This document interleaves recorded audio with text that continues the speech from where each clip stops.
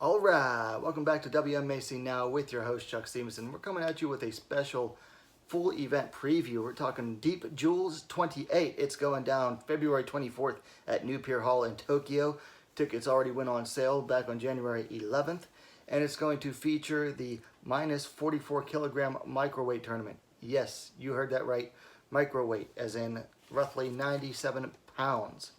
So it's going to be a 4-woman tournament with one reserve bout, and the finals to be decided at a later date. They recently had, just this week, the random lottery to decide who would face who in this. Anyway, let's get down into the fights now. A lot of these fighters some of them are making a pro debut. Some of them just do not have a lot of information about this, so this isn't going to be like a full drawn out event preview like I would do for Invicta FC or another all-women's event. A lot of this is just going to be me naming the matchups, telling what little I could find about them. A lot of these fights I'm not even making picks on, just because there's so little out there. Very hard to find on some of these fighters. Okay, so first up is going to be the microweight tournament reserve bout.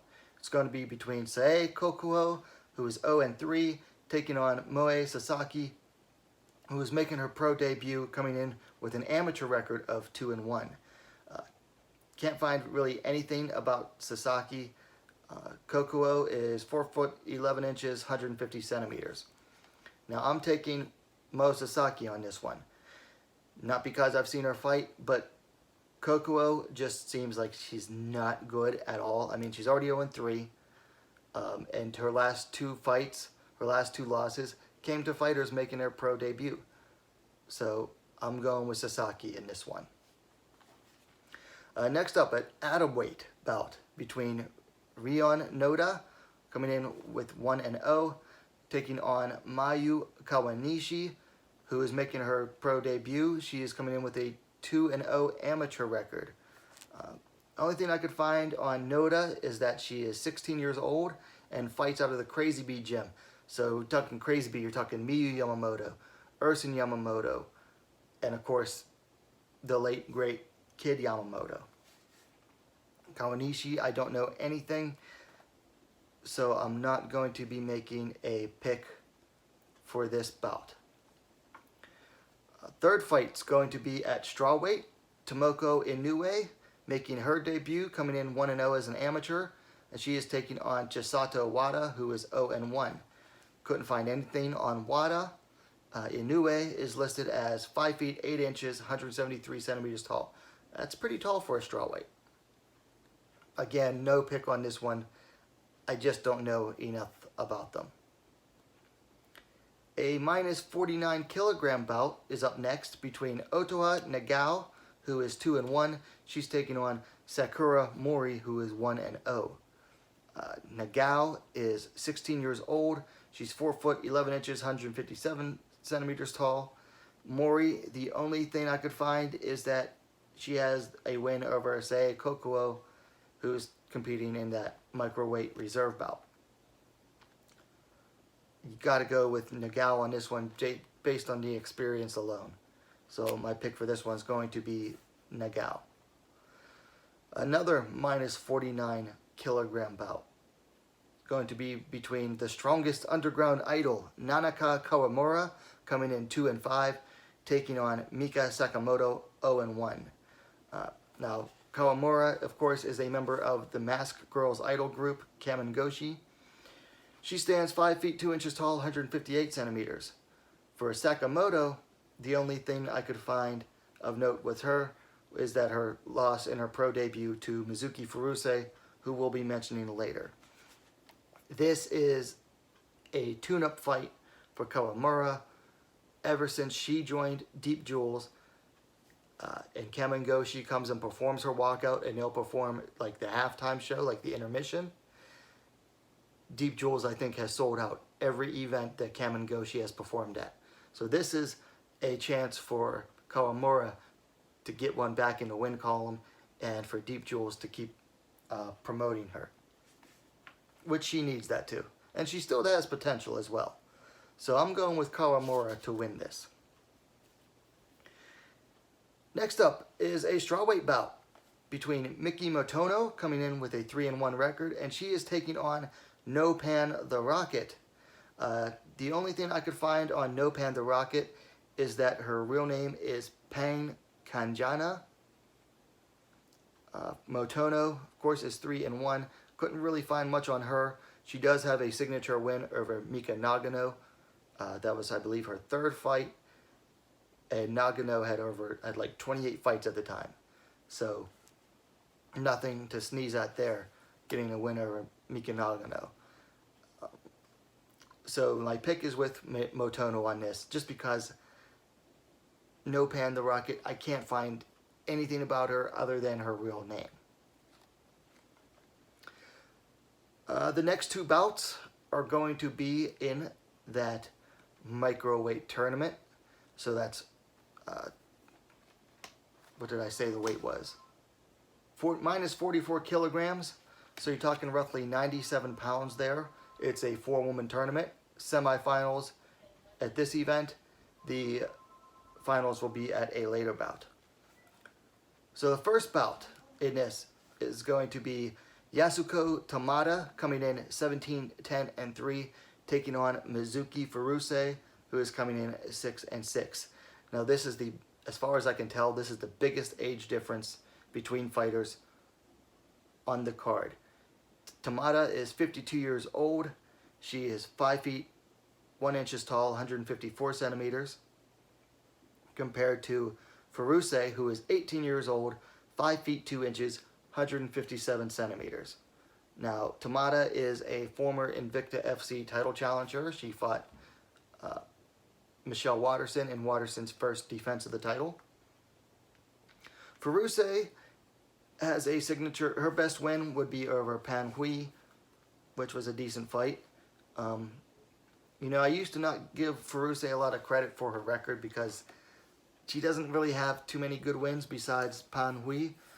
But then I didn't realize until yesterday that Furuse is only 18 years old. So 12 fights by the time you're 18, that's pretty good. And it still leaves a lot of potential room to go with. However, I'm going with Grandma Tamada to win here. She just has far more experience coming into this fight, and you know, she's making a big late life comeback here. So I'm going with Tamada to win this. The next fight in the microweight tournament bracket is going to be between Suinon Bunsorn, better known in Japan as Amp the Rocket, coming in 4-3, and she's taking on Emi Sato, who is coming in 4-4. Now this is a rematch of a fight from, I believe it was early last year, where Amp the Rocket won via either rear naked choke or armbar. Amp's coming in at 23 years old. She is 5 feet even, 153 centimeters. Sato's coming in a much older fighter, 39 years old, also the same height, 5 feet even, 153 centimeters. So just going by the first fight and how easy it was for Amp to win, I'm taking Amp the Rocket to win this rematch. I feel kind of bad for Sato getting this rematch. She's coming off, I think, a loss, I believe, at atomweight to Jung Park, if memory serves me correctly. But Amp just beat her within, I think it was less than 2 minutes into the fight last time, and I'm picking Amp to win this. And if Amp gets by Sato, then she is definitely the favorite to win the tournament. She is just super strong. She has a lifetime of Muay Thai experience and hasn't been competing as a grappler very long, but I think she's already placed in the Worlds at blue belt. I could have my facts wrong on that. I know she serves on the Thailand national BJJ team, competing as a blue belt, and she's just very strong, super strong, suspicious strength. We'll say that her strength is very suspicious. So we're going with Amp the Rocket to win there. Which brings us to the main event, a featherweight bout, and also the only 3-round bout on the card. Every other fight's going to be at 2 rounds. But we're going to featherweight. King Reina Miura, 11-3, taking on Andre the Rocket, whose real name is Nichan Tubsai. She is making her pro debut, is 0-1 as an amateur. King Reina coming in 5 feet 3 inches, 160 centimeters tall. I don't know anything about Andre the Rocket. I found her real name, Nichan Tubsai, and thanks to that, I was able to look her up on Tapology. According to Tapology, she is 0-1 as an amateur. This is just another tune-up fight for King Reina. I mean, she's not going to find decent fights in Deep Jewels, unfortunately.